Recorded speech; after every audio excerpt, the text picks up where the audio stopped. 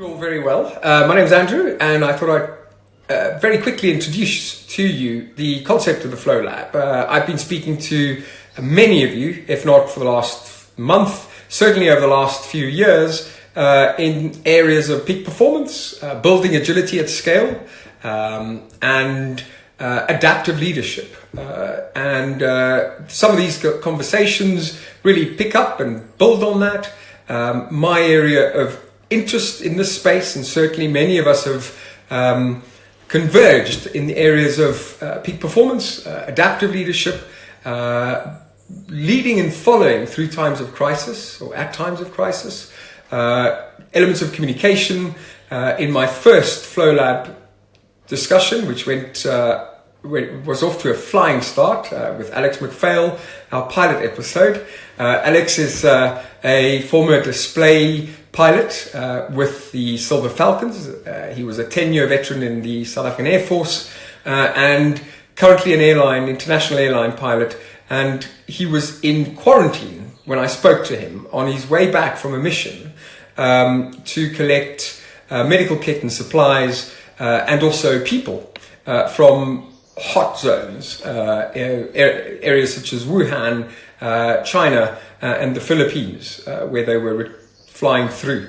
So the chat with Alex was fascinating. Alex is a lifelong student as well of the area of performance, has also represented his country at international level, and speaks from the point of view of operational excellence, if anything, in adaptability and learning right now. I'm not going to say much more. Alex was an amazing chat and is an amazing guy, and very inspirational, great energy. And as it was my first chat, I can certainly already see the progress over that one. I'm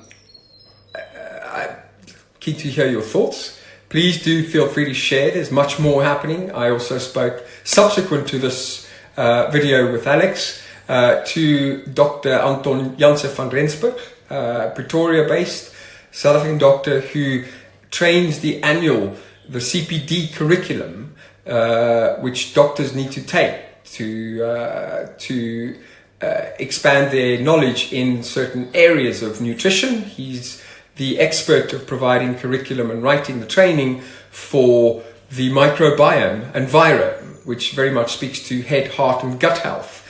And for many in this particular ecosystem or tribe that certainly I find interesting, we would have been watching the space of microbiomes over the last 5-10 years maybe, particularly with a view towards innovating products for the future and businesses creating ventures for the future that support healthier microbiomes through prebiotics and probiotics. And Dr. Anton Janse van Rensburg took us through amazing insights, and I can't wait to share that. So both these I'm looking to share this week. I thought I'd just introduce them.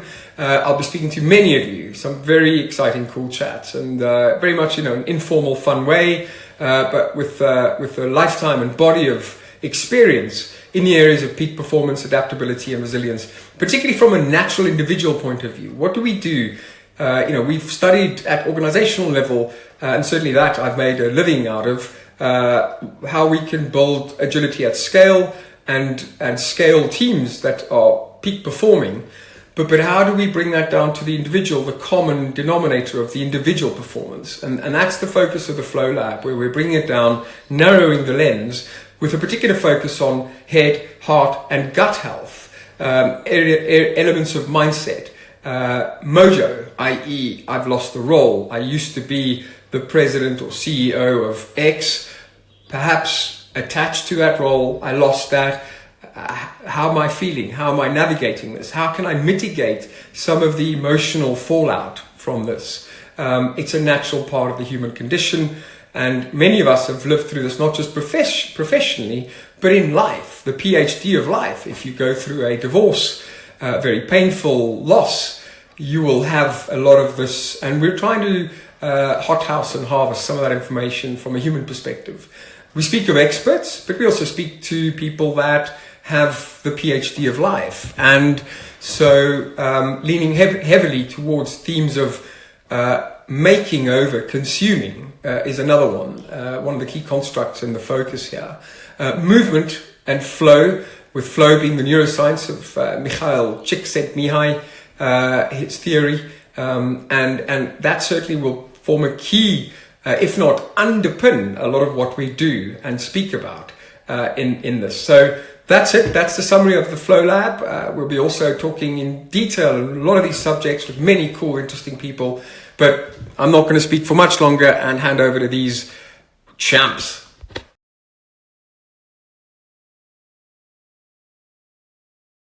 Just a quick background so that you're up to speed. I was in the Air Force 10 years. I went from the Air Force straight into South African Airways.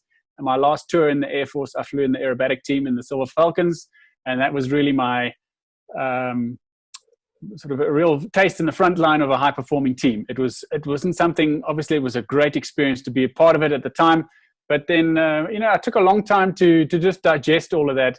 And I see that South African Airways is, anyone that's flying in high-risk complex environments or operating in high-risk complex environments, people that are in operating theaters, drilling, nuclear, submariners, any kind of complex task is a high risk, and it's a high-performing team. So just through the years of letting this sort of message for me distill what I've been through and where I am now, I started joining the dots and seeing that this high-performing team is in fact in lots of places. And I've experienced some, and I've studied a lot, and I've made a lot of effort into understanding what they do, and try and package it into a nice story. And as you say, be kind of a brand ambassador or a role model, or just share the good news of high-performing teams and just leave people with a nugget. There's the basic principle is incremental gains. How do we get that? We have a 3-step process. We prepare well, thorough preparation. We deliver with precision, and then we review. And when you review, you're not looking at the competition. You're looking at how good you were today and how can you be better tomorrow. Just small bits, little bits, little bits. 1% here, 1% there. And if you just look at it every day, just try and make that product just a bit better, make your team work a bit better, make the operation work a bit better, then every day you're improving. And, you look back in a couple of days, couple of weeks, it's a different product.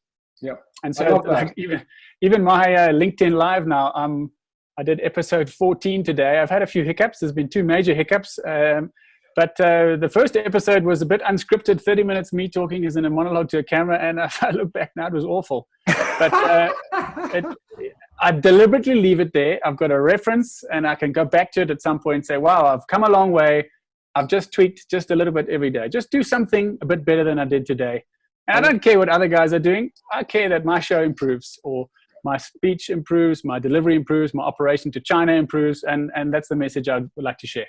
I love and that. So then I give safety and crew resource management training. I've been doing that for 17 years. I did a degree at Tuckey's Aviation Management. So I've been involved in postgraduate studying, and I train non-flying stuff. It's the sort of soft skills, leadership, teamwork, communication, etc. And I kind of built that together with making a bit of a story. And now I use some life experience, some airshow flying, some long-range operation. Compare the professional cycling team, Team Sky, so Dave Brailsford, looking at how Formula One teams integrate. And you get the figurehead, the Lewis Hamilton, the Rory McIlroy, the Chris Froome. But there's a massive team behind it. And my thing now is, let's pull back the curtains. Let's celebrate the team. And you can see why the person at the front gets the glories, because he's got a great team behind him. So that's really my story in a nutshell. Love it. Thank you. And I'm going to pick up on that stuff just to move forward. What I love about what you just said is, these are some of the concepts that have resonated in my industry quite heavily. So I've spent time in startups. I've also spent a long time helping big companies become a bit more entrepreneurial in some way. And one of the things, 20 years ago, people were very much perfectionistic. And we had to get the full product up and running before we could reveal it and get it out to market. And we now know that that's entirely different. And the Lean Startup, a book by Eric Ries, which is brilliant, by the way, good book. If you haven't heard of it, is a good way to talk about that in different increments. And as you say, we learn from failures, and certainly my most painful but biggest learnings in my life has been through failures, and you've got to get it out there. So it's really about progress over perfection. We're experimenting with multiple different channels, multiple different options. This is day 1, so thank you for your patience. Awesome. But it's probably it's a flying start. I'm going to put it as that. Yeah, that's a good way to put it. Another good book to build on that is Black Box Thinking by Matthew Syed. Yes. It is just wonderful. If you haven't read it, that's a good. You have read it. Okay. Thank you. That's a great book. Yeah. We should share some book lists some other time, but Yeah, there's a lot of good stuff on that. But I loved what you said about the sort of the planning phase, preparing, coming back and debriefing and learning from that, and certainly what you've done at first. You know, one of the things I want to ask you about, particularly relating to tribe, is resilience. We have to have that ecosystem of support and weekends of recharging so that you're not always hard charging 16 hours a day for 6 years on end. The entrepreneurs, another one I'm going to be speaking to after this is an entrepreneur who, you know, that their life is just, you know, burn, burn, burn. And you get to a burnout pretty quickly. And I guess for me, the importance of tribe is, how do you manage your, what's your tribe like? What is the team like at SAA? How do you sort of recharge? The operation with South African Airways and any international airline really is that there's a lot of planning that happens beforehand. So if we talk about the larger team, I mean, if you've ever seen a time-lapse video of an airplane parked at the gate at an international airport, there's just things moving in and out. There's people and buses and stairs and water and fuel and you name it. There's at least 14 services to most airplane. I mean, the person who signs the airplane out that's ready to go is not the same person who pushes the airplane back, is not the same person that's going to fix that little snag that you had, is not the same person that's refueling. You've got catering, you've got cleaners, you've got passengers, you've got a ramp agent who's coordinating the whole thing. So without listing everything, it's a complex animal to get all these services, 14 plus services to get to this airplane, re-clean it, rejig it, get it all ready and get out again. Yeah. But behind that, there's an even bigger team that is supporting us too. There's flight operations, there's flight dispatch. We've got a whole floor of people that work in the performance of the airplane, the new airports that you're going to. Are we going to be able to take the freight that they want us to take? Is the aircraft capable enough, at that weight, at that altitude, etc.? So the support network to get an airplane into the air is just something phenomenal. And I'm sure there are other industries out there that have a similar thing, but certainly it stands quite high up in my mind of complex support, all pulling together to get that airplane out of the bay on time. And if you look at the timings, you book a ticket to go from London to Munich and your ticket is 10:15, give or take a minute or two, 10:15, that airplane's pushing back and you're on your way. And this is day in and day out, several times a day. So the airline industry is great. And how we operate them. So if we take care of all that support staff, now we're in the airplane and we go. Well, firstly, before we get airborne, this flight into China that we did now was a cargo flight. So it was a smaller crew than normal, but we had 4 pilots operating into the Far East and an additional 2 pilots that hopped out from the Philippines into China and out again, picking us up once again and back home. The reason for that is that we were not able to night stop in China and it's such a long way that we had to rest. Yeah. So the 4 pilots will share the duties through the night and then we all get into the Philippines, and it's typical of any long flight. You need a minimum time off to rest after the flying period. It's normally in the region of 1.5 times the amount of time you're flying. You need to be having downtime. Right. And usually that it's normally longer than that, but that's the bare minimum. Yep. So from there, we will, so we have a nice briefing. What are we going to do? This is what the flight entails. We looked at the weather, we looked at the performance. The airplane hasn't got any issues. What is the cargo loading? Who's the crew? And how do we get out of here? Now we're on our way, and the crew will alternate the resting and they'll alternate the flying, such that when you're about to do your approach and landing, the primary crew is rested and ready for their approach, then they can give their best performance. Right. After the landing, we'll have a bit of a discussion. It's quite an informal discussion at this point because an airline like South African Airways, your average person serving in the airline has been there 20 plus years. I'm right near the bottom of the seniority list. That's how we run things in an airline, as a senior. I'm right near the bottom, and I have been in the airline for 12 years already. Wow. The captain I'm flying with on this mission, 44 years in the company. The other captain, 30 plus years. The other captain, 30 plus. So we know each other. We've worked together on close confines for many, many years. So the debrief at this point can be just as much as, well, I like what you did there. Perhaps next time we come into a foreign place, maybe you'll consider doing X, Y, or Z. Right. So there's always that bit of a debrief and a discussion. But throughout the flight, and particularly these high-risk phases of departure and arrival, it's very open. It's a sharing, open, clean communication. Me as the flying pilot, I'll say, guys, keep an eye out. If something you see is not right, you don't like what I'm doing, you just say so, and we'll amend whatever's happening. If I'm flying, I'm putting all my energy into operating this beast. Yeah. The people that are with me, my wingman, my crew, my tribe, they're looking out for me. They're also looking out for them, but they're looking out for me. They're making sure the operation's safe.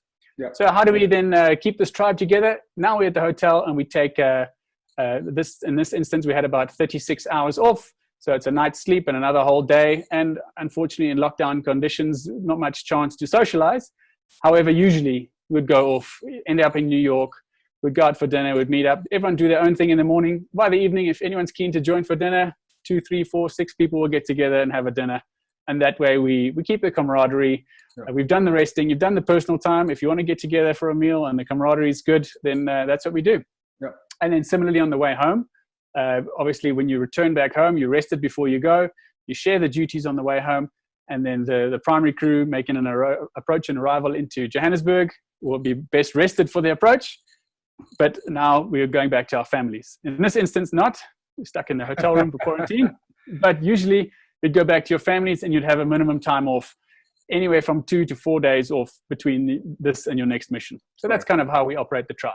Love it. And in terms of how do you, I love there's a lot of communication in your industry. And in parts, yes. I work in retail, and supply chain has been a very integral part of what you do. So, we don't get food in London if you guys don't fly your planes, because, and so it's an integral part of what the whole sort of global beast is about. Sure. I guess for me, another big part of this China trip, or you guys going into some of these hot zones, was how do you prepare certain people mentally?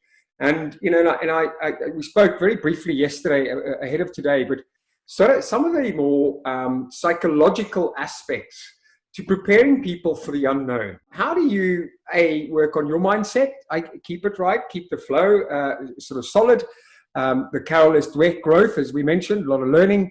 But how do you also help your team, particularly those around you? If you're picking up someone's more nervous, we've got family now that might be at home, that might be going quiet on us. What do we look for, and how might you approach that out of interest? So it's interesting. Carol Dweck, fantastic author, and that book Mindset is great. Read it a few times. In fact, we spent a large chunk of our training last year with this non-technical training. We call it crew resource management. It's in other industries as well, but it's been in the aviation game for 40 plus years now. And the focus has shifted. And every year at South African Airways, we try and just improve our product once again, just make our product a bit better, that when the pilots arrive for the training, that they're excited to be there. And Mindset was the book that we based our training on, resilience. So it's essentially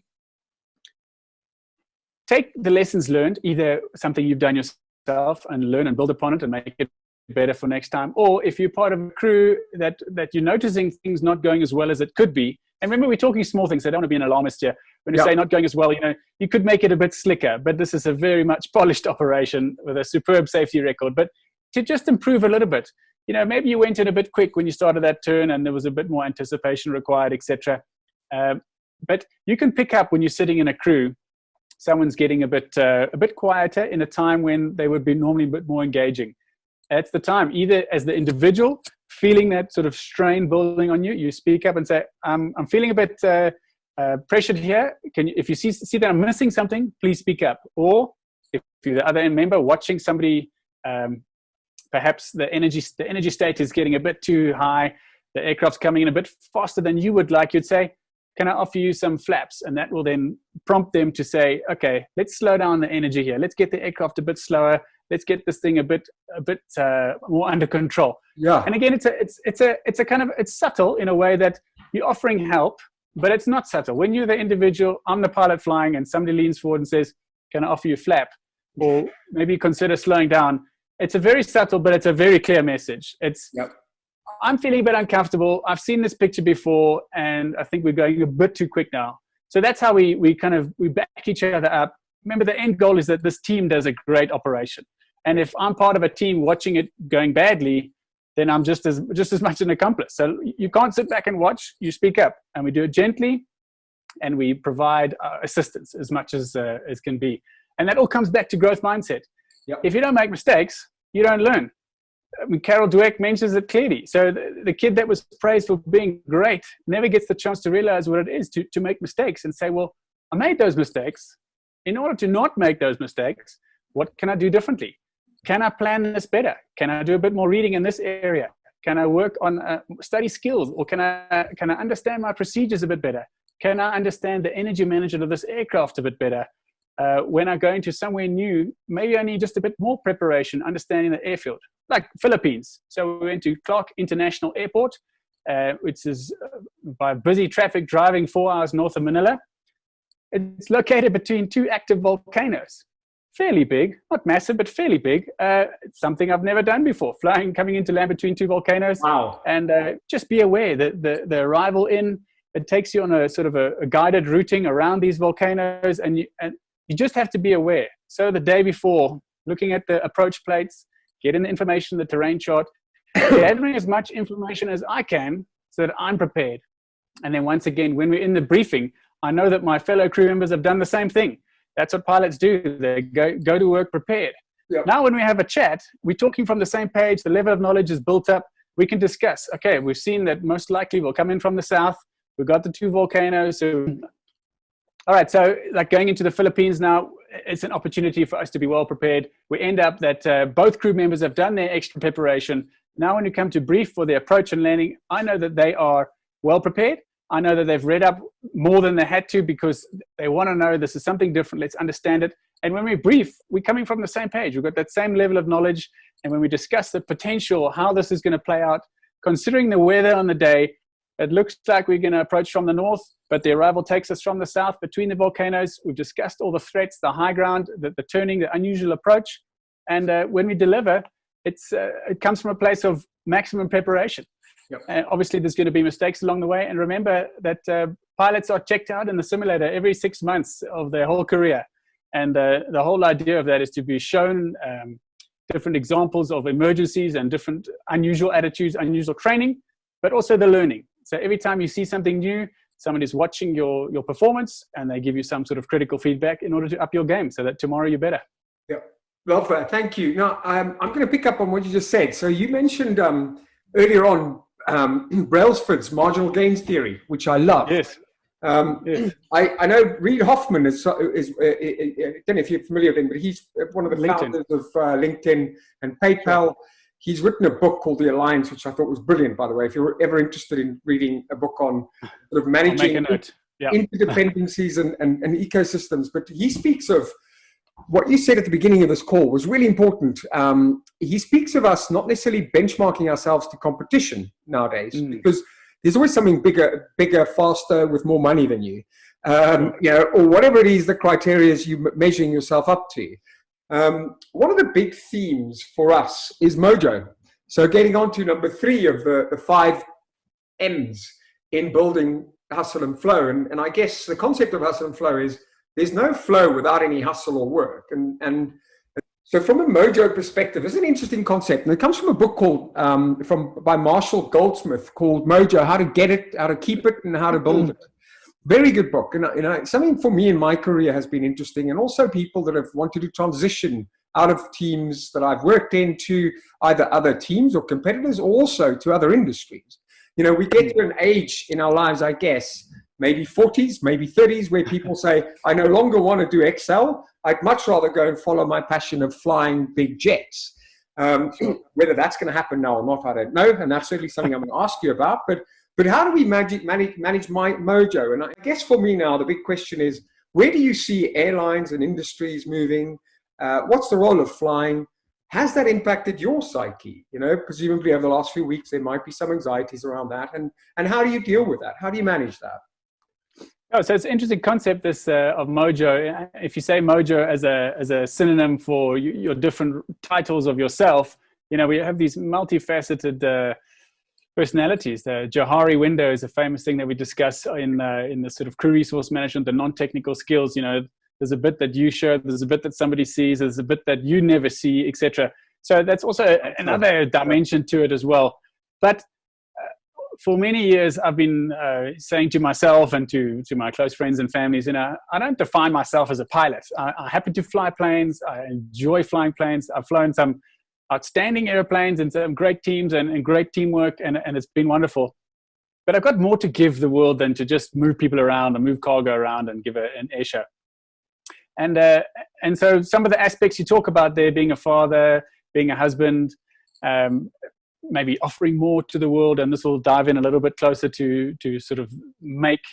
So over the last while, I've taken the time to just maybe do a little bit of introspection and do a bit of reading out there and what's happening out in the world. And if you bring it back to airlines, so what's happening to airlines now?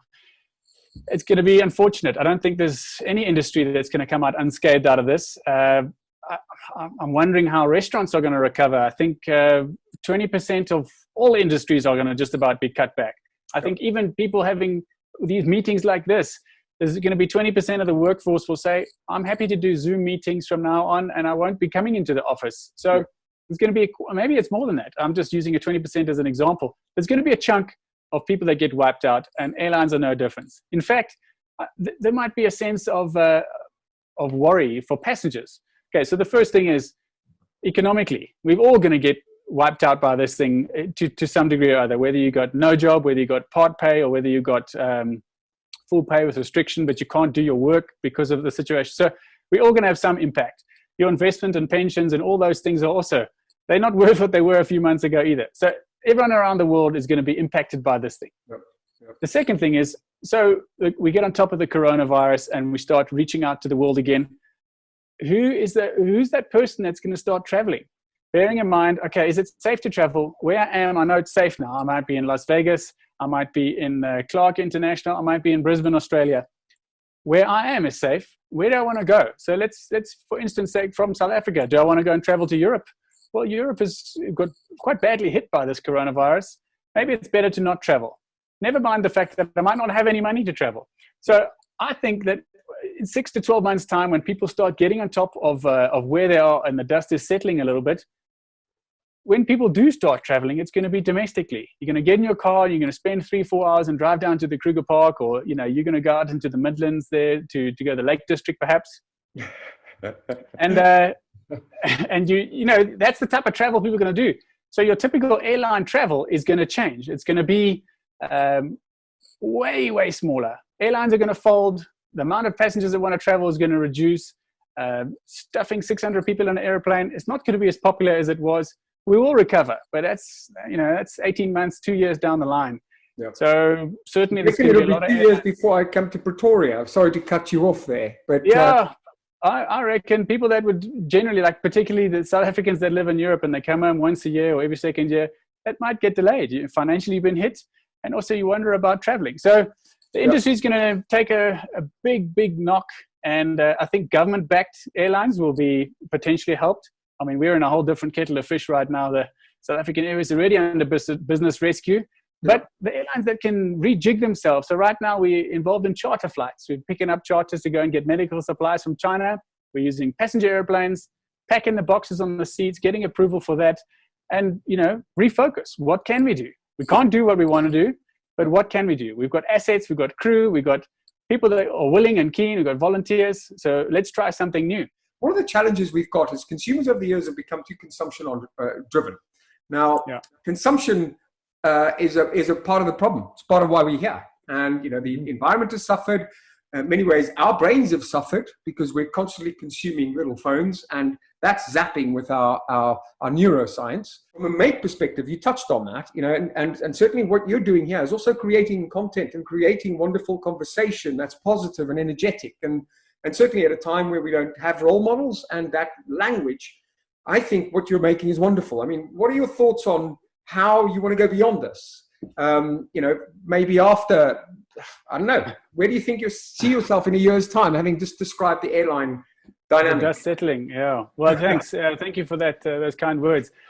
So I've been going on this for about 18 months or 2 years, and I agree completely. We are, as human beings, we are designed to be creators. We make things, and you want to put anybody to an early death is to put them in some production line where every day, all day, they just pass something from the one hand to the other, and it's day in, day out, 10 hours a day, boring, no change. We want to make things. We want to experience. We want to use our hands. We want to use our minds. We want to use our senses. So I enjoy writing. I'm not very good at it. Something I'm exploring now. So I regularly, when I post something like on LinkedIn, I've got a bit of a following there. I like to write a bit of a story. There's a nice picture. There's maybe a nice video. But the fun for me really is to write the story that weaves in a message to that picture.